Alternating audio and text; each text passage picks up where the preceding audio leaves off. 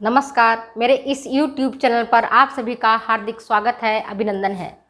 बच्चे, आप कमेंट में लिखते हो कि मैडम टीजीटी का परीक्षा बहुत नज़दीक आ गया है, 8 अगस्त को होने वाली है, हम कैसे तैयारी करें, बहुत डर लग रहा है। बच्चे, डरने वाली कोई बात नहीं है।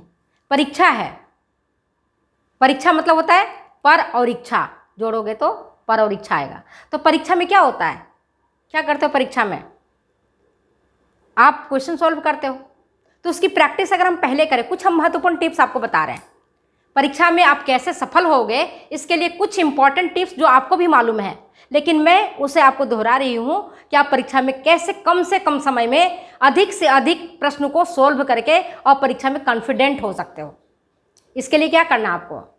सर्वप्रथम आप अभी, आपके पास 8 अगस्त है, आज तारीख है 28, लगभग आपके पास 8 वीक है। 8 वीक है, 8 वीक है। तो जितने आपके यूनिट हैं, आप देख लो, food and nutrition, clothing textile, extension education, home management, इसमें से जो कठिन आपको लग रहा है कि ये विषय मेरा बिल्कुल तैयार नहीं है, उस पर आप पहले फोकस करो, उसको कंसेप्ट को क्लियर कर लो। और जो चीज़ आपको लग रहा है कि ये कंसेप्ट मेरा क्लियर है, उसको छोड़ो मत, उसको रिवाइज करते रहो, मन ही मन रिवाइज करते रहो। और एक महत्वपूर्ण बातें मैं जो बता रही हूँ वो ये कि आप सिलेबस जो आपका है टीजीटी का, उसको आप प्रिंट करवा करके जहाँ पढ़ते हो वहाँ रख लो, जिससे कि आपको ये पता रहे कि मेरे सिलेबस में ये चीज़ें हैं, ये सिलेबस में कहीं छूट ना जाए। कई बार क्या होता है, हमारी मोबाइल में रहती है चीज़ें, बार बार हम मोबाइल से देखते हैं कि इसमें क्या है, इसमें क्या है। तो पहले आप जो इम्पॉर्टेंट चीज़ें हैं, जैसे न्यूट्रिशन में सबसे ज़्यादा क्वेश्चंस आते हैं, या टेक्सटाइल सबसे ज़्यादा क्वेश्चंस आते हैं, तो सबसे ज़्यादा जो क्वेश्चंस आते हैं उसमें सबसे पहले आप उनकी तैयारी करो। समझ आ गई बात को? इसके लिए सबसे पहले आप 10 मिनट 10 मिनट्स आप अपने आप को कूल होने के लिए निकालो। 10 मिनट जिसमें कि आप मन को स्थिर रखो और ऐसे सोचो कि हम जो परीक्षा देने जा रहे हैं उस समय हमको कूल होकर के परीक्षा देना है। कई बार क्या होता है, हमें परीक्षा से पहले भी आता है और परीक्षा के बाद भी आता है, लेकिन परीक्षा के दौरान नहीं आता है। कई सारी चीज़ें भूल जाते हैं, वो प्रैक्टिस यहाँ नहीं होनी चाहिए, क्योंकि अगर आप भूल जाते हो परीक्षा के दौरान, परीक्षा के पहले भी याद था, बाद भी याद है, तो अपने काम का नहीं है। अपने काम का तब है जब हमें परीक्षा के दौरान भी बातें याद रहे। समझ गए बात को? तो मेरा कहने का अर्थ है कि आप परीक्षा की ऐसे तैयारी करें जैसे कि आप आज ही टीजीटी की परीक्षा देने जा रहे हैं। और कितने क्वेश्चंस होते हैं सोल्व, कितने मिनट में सोल्व होते हैं, इसकी भी आपकी प्रैक्टिस होनी चाहिए।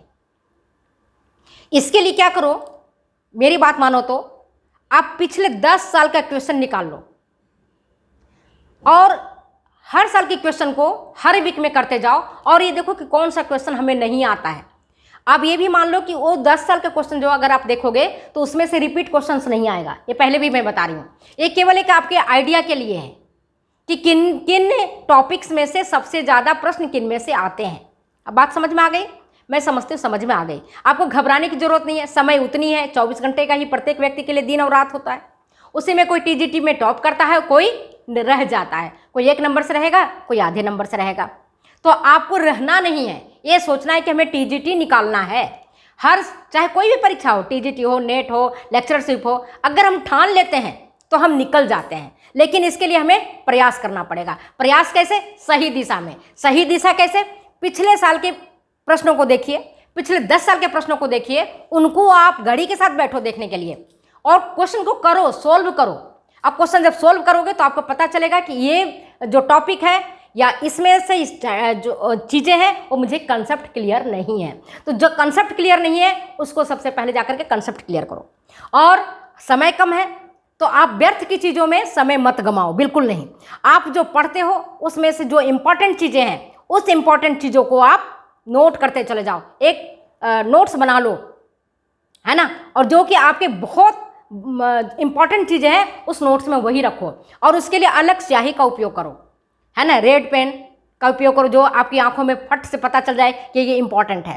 तो at the time of examination आप जब जाओगे तो उस इंपॉर्टेंट चीज़ों को आप देख के जाओ। और एक महत्वपूर्ण बात है, आज के जब परिवेश में जो समय चेंज हुआ है, परिवर्तन हुआ है, उसमें आप अपनी सोने की आदतों में परिवर्तन लाओ। आप देखो कि अगर आपकी सोने की आदतें हैं कि आप 8 बजे तक या 10 बजे तक सो के उठते हो या लेट नाइट जगते हो, और परीक्षा का अगर टाइम 7 या 8 बजे से है, उसकी क्या टाइमिंग टेबल है, तो उसके पहले आप अपने आप को तैयार रखो।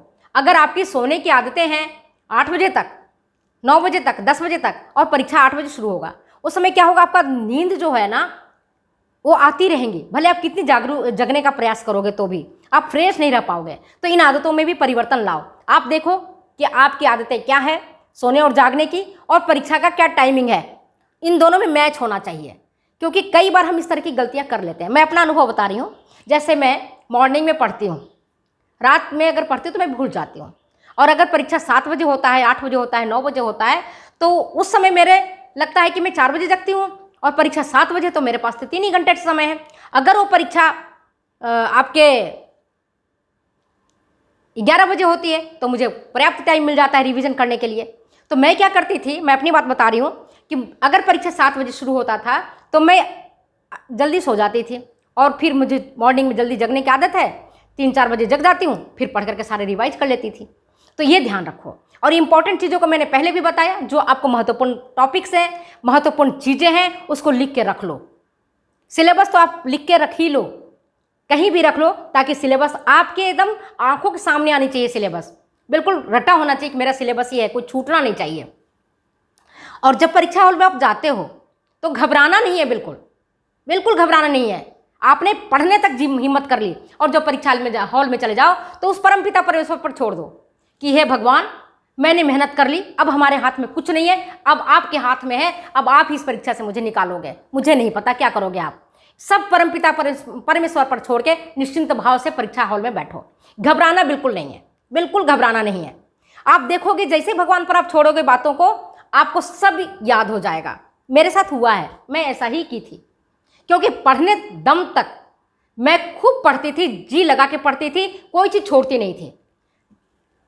आगरा यूनिवर्सिटी में जब मैं पढ़ती थी तो लोग पूछते थे, कई हमारी लड़कियां थी जो कहती यूनिट 5 छोड़ दूं, क्योंकि यूनिट 4 में से तो क्वेश्चन आ ही जाते हैं, यूनिट 5 छोड़ दूं। मुझे लगता है अगर यूनिट 5 में से 2 क्वेश्चन आ गए तो मेरे परसेंटेज तो गिर जाएंगे, और मैं हो सकता है मैं रह भी जाऊँ।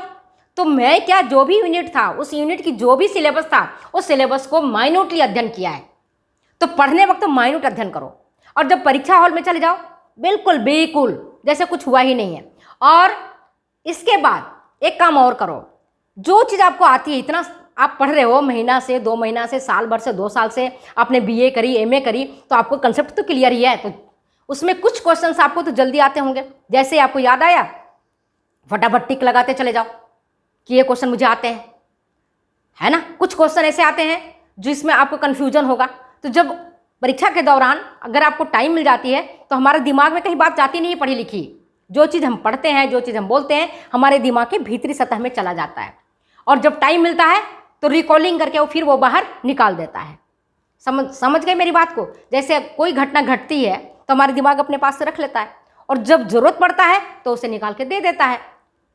समझ गए बात को। जैसे आज ही मैं आपको बता रही हूँ कि मेरे चश्मा ही भूल गया, मैं कहाँ रख के भूल गई, तो कोई बात नहीं, भूल गई तो भूल गई, ढूंढूंगी, इसके पीछे समय क्यों खराब करें।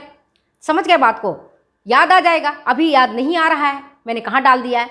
तो आप ऐसे ही जो चीज़ों को आप याद रखते हो वो चीज़ें याद रहती हैं, लेकिन कुछ चीज़ों को समय के साथ हो निचली वाली, दिमाग की निचली परत में चला जाता है, जो याद नहीं रहता है। तो कुछ क्वेश्चन जो बहुत क्रिटिकल हैं, बहुत क्रिटिकल, उस पर ज़्यादा दिमाग नहीं लगाना एग्जामिनेशन हॉल में बैठ करके, क्योंकि चाहे कितना भी तुम दिमाग लगा लोगी, तुम सही प्रश्नों का जवाब नहीं दे पाओगी। तो उसमें व्यर्थ का समय नहीं गंवाना है। याद रखना, पहले जितने प्रश्न आते हैं उन सब प्रश्नों को सिलेवार पढ़ लो, और जो आपको लगता है कि बहुत अच्छा आ रहा है फटाफट टिक लगाते चले जाओ। कुछ क्वेश्चन ऐसे हैं जो आपको कंफ्यूजिंग लग रहे हैं, उसके लिए थोड़ा सा टाइम मिल जाएगा आपको, और जो क्रिटिकल है उस पर ज़्यादा ध्यान ही नहीं दो, क्योंकि परीक्षा हॉल में बैठ करके आप उन प्रश्नों को सोल्व नहीं कर सकते हो। अगर आपको सोल्व करना है तो ये काम पहले करना पड़ेगा। अब परीक्षा का डेट आ गया है, समय कम है, तो जो इंपॉर्टेंट चीज़ें, जैसे मान लो कि फूड ग्रुप्स है, इसमें क्वेश्चन आते हैं, बैलेंस डाइट है, इसमें क्वेश्चन आते हैं, आपके टेक्सटाइल है उसमें क्वेश्चन आते हैं, या आपको धुलाई है उसमें क्वेश्चन आते हैं। तो जो जिसमें ज़्यादा क्वेश्चन आते हैं ये आपको कैसे पता चलेगा? पिछले 10 साल के क्वेश्चन को आप देखोगे तब। और घबराने जैसी बात बिल्कुल ही नहीं है, छोड़ दो भगवान पर, आप मेहनत करो, क्योंकि भगवान गीता में क्या कहें, कर्मण्येवाधिकारस्ते मा फलेषु कदाचन। आप तो कर्म करो जी, फल की चिंता भगवान करेंगे, आपको नहीं करना है। और मैं कहती हूं दावे के साथ, जिसने भगवान पर छोड़ दिया और कर्म किया उसकी विजय मिली है। और देखो महाभारत में अर्जुन को विजय मिली थी, उसने सारा चीज समर्पण कर दिया कृष्ण पर, जबकि कृष्ण की सेना तो दुर्योधन के साथ थी और स्वयं कृष्ण थे उनके साथ। तो फिर जबकि जिसका हाथ स्वयं कृष्ण ने पकड़ा हो वो कैसे हार सकता है। तो आप भी अपने हाथ कृष्ण के हाथ में पकड़ा दीजिए और आप परीक्षा की तैयारी करिए, बिल्कुल अर्जुन की तरह लग जाइए उसको, और बिल्कुल मछली की आंख की तरह हमें भेदना है, टीजीटी में हमें निकालना है और हमें नौकरी पाना है। अगर आपने ऐसे सोच करके काम किया है तो मैं दावे के साथ कहती हूं आप टीजीटी में कभी रुकोगे नहीं। लेकिन आपको कर्म करना पड़ेगा, पढ़ना पड़ेगा, कंसेप्ट क्लियर करना पड़ेगा। एक बात बेटे और बताती हूँ, कमेंट में आप लिखते हो मुझसे कि मैडम जी आपकी किताब में पेज संख्या में ये लिखा हुआ है, पेज संख्या में ये लिखा हुआ है। तो मैं इस संदर्भ में कहना चाहती हूँ वो जो किताब आप पढ़ रहे हो बहुत पुरानी है। आज उस किताब को छपे भी 20 साल हो गए। 20 साल में कितने परिवर्तन हो गए। अगर वो किताब रिवाइज नहीं हुआ है और जहां आपने 2 डिफरेंसेस देख रहे हो वहां रिवीजन की बात है, चेंज हुआ है। क्योंकि जो हमारा तथ्य हैं, जो हमारे रिसर्चेज हैं, शोध हैं, वो होते रहते हैं और जब शोध होते रहते हैं तो उसके अनुसार हमें परिवर्तन करना पड़ता है और इसीलिए 2 डिफरेंसेज आ रहे हैं और वर्तमान में उन पर आपको ज़्यादा फोकस करना है। जैसे कि मान लो कि हड्डियाँ 206 हैं तो कोई भी शोध आएगा 207 नहीं होंगे, 207 होंगे, 210 होंगे, नहीं होंगे। 206 मीन्स 206। अगर हार्ट की बात है, जो साइंस वाली बातें हैं, हार्ट की बात है तो हार्ट में 4 ही चैम्बर आएंगे, 8 चैम्बर तो बनेंगे नहीं, 3 चैम्बर बनेंगे नहीं बनेंगे ना। तो कुछ जो साइंटिफिक है उसमें परिवर्तन नहीं आएगा। लेकिन जो न्यूट्रिशन पॉइंट ऑफ व्यू से, जैसे विटामिन ए की कितनी खुराक है, कितनी खुराक देनी है, या प्रोटीन पहले कितना दिया जाता था अब कितना दिया जा रहा है, तो अब अगर आपको उससे संबंधित प्रश्न आता है तो 2020 की आरडी आपको देखना पड़ेगा, पुराने नहीं देखने पड़ेंगे। अगर पुराने देख रहे हो तो आप गलती कर रहे हो, इस गलती को आप सुधार लो अभी, ताकि एग्जामिनेशन हॉल में आप गलतियां ना करो। अगर गलतियां कर लेते हो, आप कहते हो यही आंसर है और फिर आप जाते हो वहां पर अपने आंसर को लेकर के, तो क्या करेंगे वहां पर एग्जामिनर, क्या करेगा या कमेटी क्या करेगी, आपकी बात को नहीं मानेगी, क्योंकि इसमें परिवर्तन हुआ है और इस किताब में परिवर्तन नहीं हुआ है। तो इस बात को भी माइंड में अच्छी तरह से सेट कर लो, परिवर्तन को दिमाग में सेट करना पड़ेगा, तब तुम अच्छा कर पाओगे। और मैं जो बार बार आपको कह रही हूं, क्वेश्चंस को सोल्व करो। आप ऐसे सोल्व करो जैसे एग्जामिनेशन हॉल में बैठे हो, बिल्कुल नहीं आपको हिलना डुलना है, बिल्कुल किसी पर दिमाग नहीं लगाना है। आप खुद ही एग्जामिनर हो और खुद ही एग्जामिनी हो, खुद ही वहाँ की फिजिकल कंडीशन भी आप ही हो। तो तीनों चीज़ें आप रखोगे तो मैं समझती हूँ जो आपके प्रश्नों का उत्तर मैं जो कमेंट बॉक्स में देते हो कि मैडम हम कैसे परीक्षा की तैयारी कर रहे हैं, बड़ा डर लग रहा है, तो डरना नहीं। अभी आपके पास बहुत टाइम है, एक दिन में 24 घंटे होते हैं और आपका छोटा सा सिलेबस है, सिलेबस बहुत बड़ा नहीं है।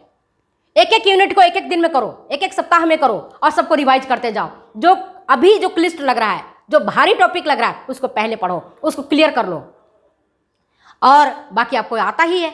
तो अगर ये वीडियो आपको अच्छी लगती है तो प्लीज़ शेयर करें, कमेंट करें, सब्सक्राइब करें। मैंने इंपॉर्टेंट टिप्स बता दिए हैं और फिर अगर आपकी कोई परेशानी होगी दोबारा मैं आपको बताऊंगी। तब तक के लिए नमस्कार।